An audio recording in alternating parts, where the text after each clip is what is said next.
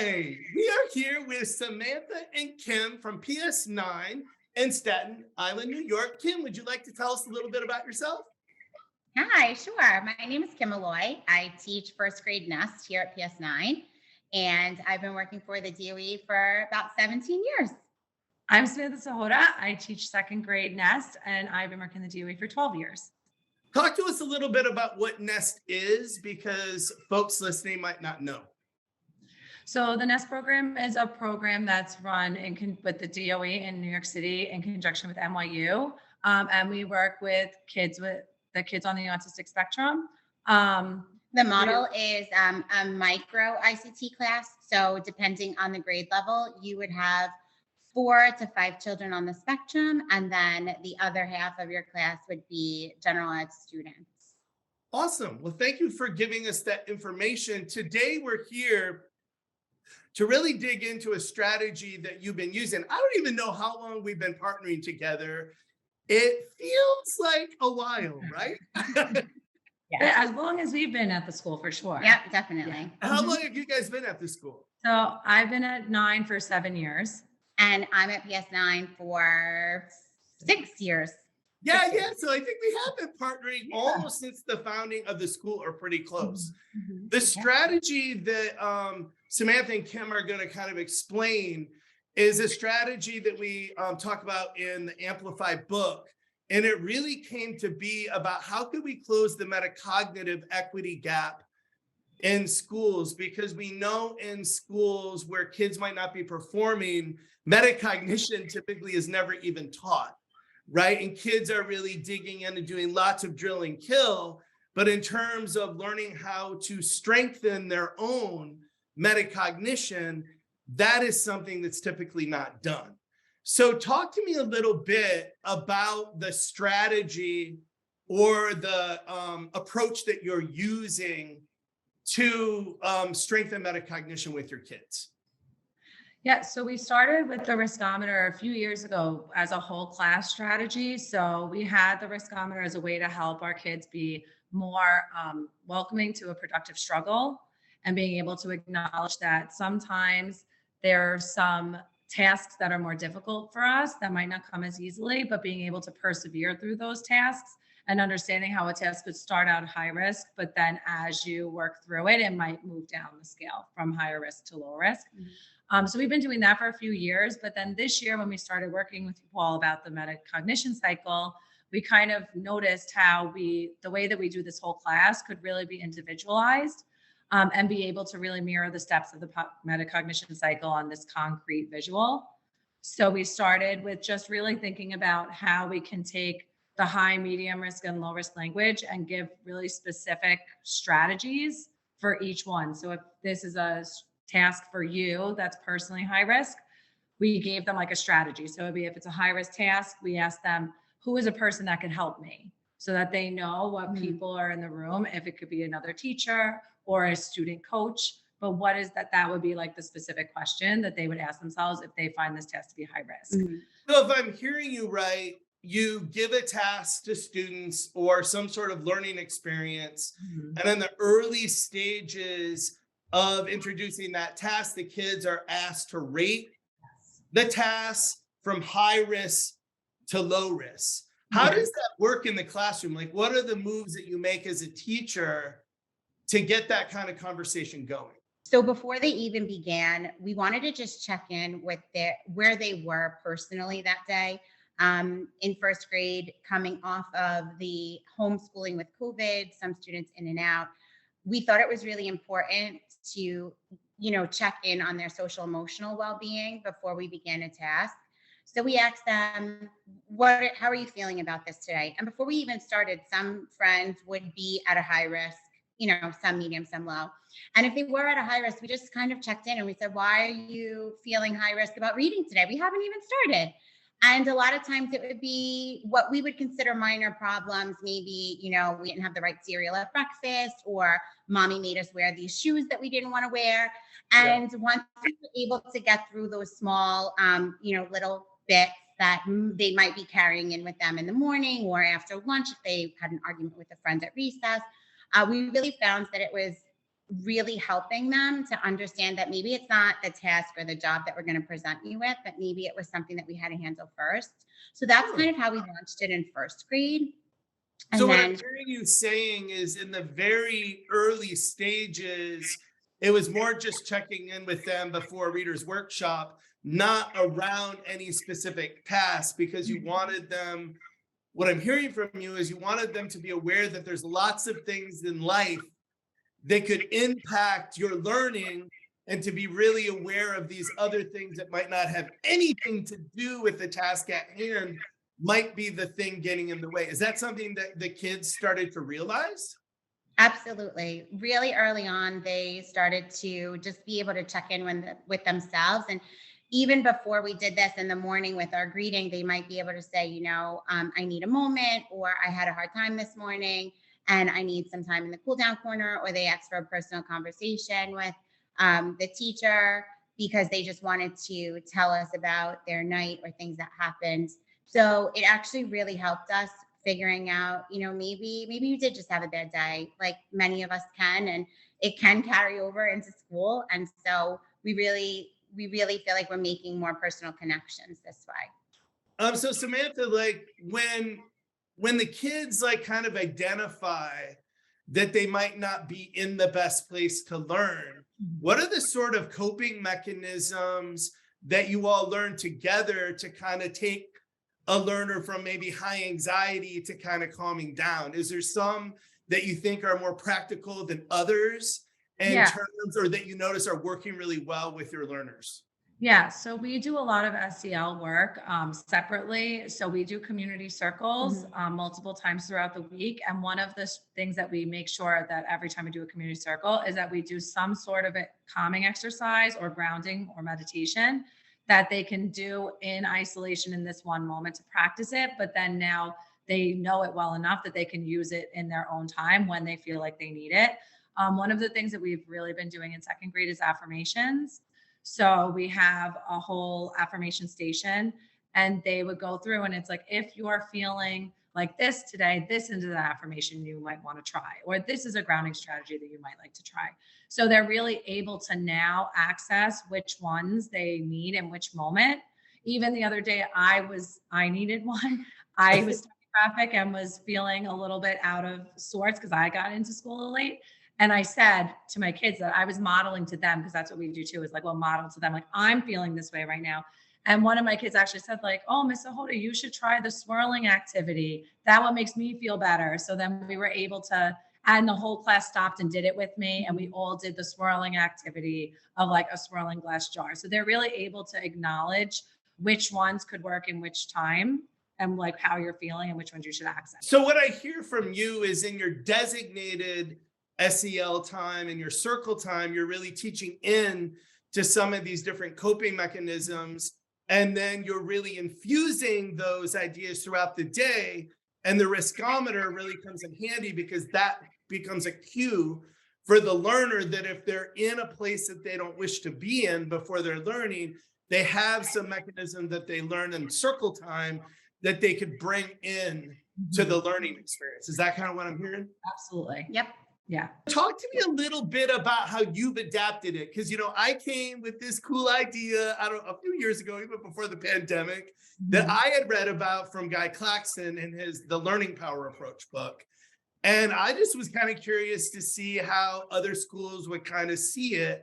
What have you done to kind of adapt it to make it work for your learners?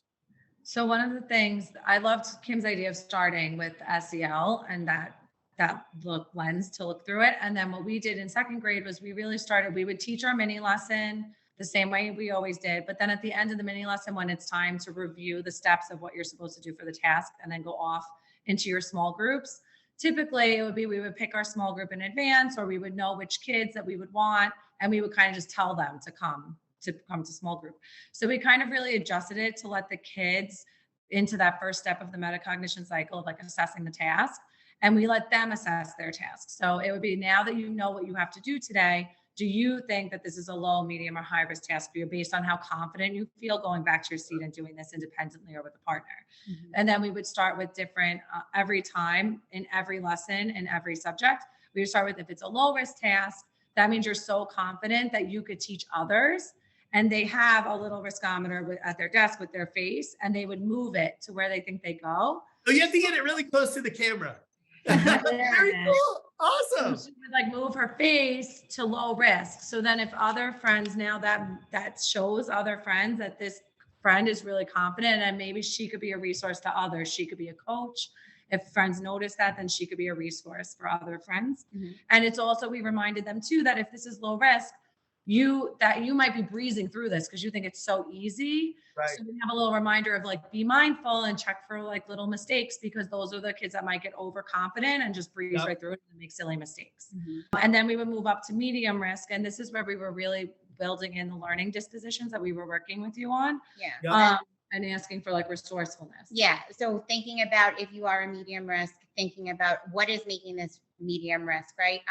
Evaluate your strengths and weaknesses personally. Like, do I have things that I can bring to this task that would make it achievable? Is there a resource in the room that I might need that would help make it a little bit less risky for me? And have them really kind of hone in and think of themselves as a learner and think, what do I need in this moment? And how can I use that to help me get through this task? The idea of being at a medium risk is that you're still willing to try the task independently first, thinking about your strengths and weaknesses, maybe grabbing a resource, trying it independently first before you would say, okay, now this is a high risk and I might need more support. Really and truly, like 8 out of 10 times, once they start and they've grabbed the appropriate resource, they realize that it's not as high, medium as they thought, and they would bring themselves down. Just like us. Yeah. I mean, how many times have you like been paralyzed because you get some sort of thing that you have to do and you just don't do it because you're so worried about doing it, and then once you start, you're like, why didn't I start this 3 weeks ago? It wasn't that bad. It wasn't that bad. It wasn't that bad. So what we really wanted then was that once we got to the point where if you have low and you have medium, but what happens if this task is high risk and you have no idea where to begin? That's when the prompt is more, who's a person that could help me? And that would be the point where we would say, if this is really high risk, you can stay at the carpet with me. So instead of us predetermining who we think would need the small group, the kids have the option of opting into the small group that day. So I could have any kid at any day opt into that small group, possibly because of what Kim was saying, that they were coming in block, or maybe there's something else that's a little bit challenging for them, or they didn't realize from the lesson that they want to review. So I would then go into my small group with whichever kids decided to stay that day and either reteach the lesson or do a strategy that might help support the lesson or give them a visual or another tool. Once I do that, it's only a few minutes. Then I have them reassess right there. Do you still think this is high risk? Or now that you have these new tools or this new insight, do you feel more confident that's medium risk and you can go off to your seat? Some kids will go off to their seat at that point, and some kids will stay. And those are typically, and I will say 9 times out of 10, they're genuinely the kids that I would have expected, but they had the choice to be there instead of me telling them they needed to be there. What is the impact of that because to me, every time you both are speaking, what resonates for me is the amount of trust you have for the kids. Mm-hmm. And like, that is unusual, that you have that kind of trust for your learners and you really trust them to make good decisions about their learning. And I also heard that most of the time, a high percentage of the time, the decisions that they're making about their learning mirror the decisions you would have made anyway. So what do you think the big idea is? What's the big gain from teaching like this versus having more control? Because it sounds like you're really used to letting go of the control. And this is what, 2nd grade? Yeah. And first. First and second grade. Yeah, 1st and 2nd grade. Yeah. So talk to me about this idea of trust. Like, what do you do to trust them? I think if you think about it as an adult, anytime that someone puts their trust in you, you're going to make sure that you are doing the best job that you can, because you want to make that person, proud of you for entrusting you with this job. And I feel like a lot of the times we don't look at children in that way. And why would they work for something if they they don't know that we're going to be so proud of them for. So once we release that ownership and they really believe truly like, wow, they're trusting me to do this job, then I really need to do this job the right way. I want to make my teacher proud. I want to make myself proud. And transferring that ownership has just become really wonderful for them to embrace this. Like, knowledge is not as hard as I thought. And this is actually very achievable for me. And now I have this sense of pride that I didn't have before. And it just overall will then transfer across subjects, even into specials, and how they really just truly want to achieve the best for themselves to be proud, but then, getting that excitement from everyone else around them. I think also part of it is that we have, and I know both of our classes, we do have really large gaps in learning where we have students on very different levels across subjects. And I think that we've spent a lot of time in the earlier part of the school year. Our whole first SEL unit was around identity and like, what do you feel confident at? What are some strengths that you have? What are some interests that you have? And we really spent a really good amount of time in the beginning of the year having students get to know and celebrate their own strengths, their own talents. Yeah. And they were really able to see across the board that maybe somebody might feel really strong and confident in math, and maybe that's not my subject, but maybe I feel really strong and confident in something else. And we really spent a long time celebrating those differences so that now when we're getting into this type of work, there's less stigma around like, oh, I'm bad at math. Like our kids genuinely don't see that as a big stigma anymore. Now it's more like, okay, well, maybe this type of math test, maybe problem solving is something that's a little bit trickier for me, but maybe I do feel really strong in my fact fluency. So maybe on like a problem solving day, it might be high risk for me, but on a fact fluency day, maybe it's low risk for me. And we've really celebrated those differences. So we've kind of eliminated the stigma in our rooms of the kids who are in the high risk group all the time. And it's not the same kids all the time. Knowing your small groups, and as teachers, we all plan, we love to plan. And like Sam said, having those pre-planned out groups, children are very intuitive and they know, like they would quickly catch on who's always meeting with Miss Molloy for extra help. Miss Sahota for extra help. And so by releasing that stigma, like Sam said, you don't know who's going to be in that group. So it's not always going to be the same friends over and over again. And it really helps to, boost that overall kinds of confidence, the morale, and reducing that. I think you figured something out that a lot of teachers really need to figure out. I think all teachers that I know are always worried with their least experienced learners that they don't feel successful, and that intuition that they have, that they know that they're always in that group. So I think for me, when I hear from you, one of the greatest impacts that I hear is that you're taking those walls down and the extreme transparency and the climate that you're creating in a classroom where kids can just be themselves and know that wherever they're at in the learning is probably temporary anyway. We don't stay in a place for very long, right? So it sounds to me that you're really figuring out a way to take out the blame and shame from small group instruction. Because I think for as long as I've been teaching, and I'm in my 50s, I've always really worried about the shame that our least experienced learners feel. And I think you're kind of figuring that out. Is that some of the impact you're noticing? One of my learners who normally is not in the high risk group, he stayed with me one day and I asked him, why did you find this high risk today? Because I was genuinely curious. And he said, like, I wasn't here yesterday, so I missed yesterday's lesson. So I kind of was a little bit confused about what I needed to do. And he had no problem just sitting there and explaining that. And I didn't even make that connection, but he did, because they really are in tune with what they're doing. And when we make it so obvious to them, then they're even more in tune than we are. They know they weren't here yesterday. They were a little confused. And he had no problem sitting in that group that whole time and explaining that. And on the flip side, I've had kids who are normally in the high risk group who one day he wasn't in the high risk group. He went back at medium risk. And I saw one of his friends say to him, like, good for you today. So it really is such a nice community builder too. And we have such a good support system within our kids that we've really built to like build up that resilience and that support with each other. Are you noticing achievement gains? Like, I know like what you're saying, and I'm a big believer that impact doesn't have to always be achievement. I'm hearing empathy as an impact. I'm hearing really more patience and understanding of one another in the classroom. And I think that's amazing things to get impact in. Are you noticing anything on the achievement end? And talk to us a little bit about that. Talking about achievement in first grade, I think we are closing gaps. You know, for some friends, it's a little slower than others, and that's natural because everyone's on their own path. But just even the confidence that we see, you know, even if friends are getting hundreds on tests and you're still living in the 60s and 70s, but being proud of that achievement. So like, wow, I was able to do that. That's so much better than last time. And kind of thinking about numbers in the sense of like, it doesn't matter if you were 70, but did you feel happy and confident when you did that? You understood so many things.